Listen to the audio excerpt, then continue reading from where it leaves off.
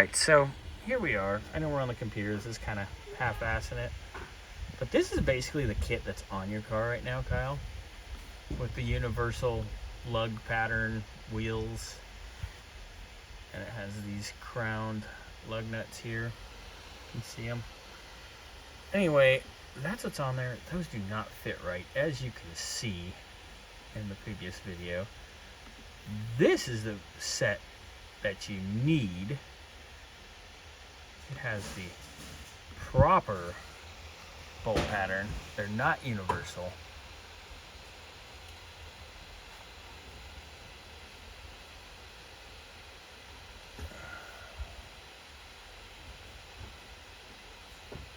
We'll get that going on. So that is the kit that you're supposed to have.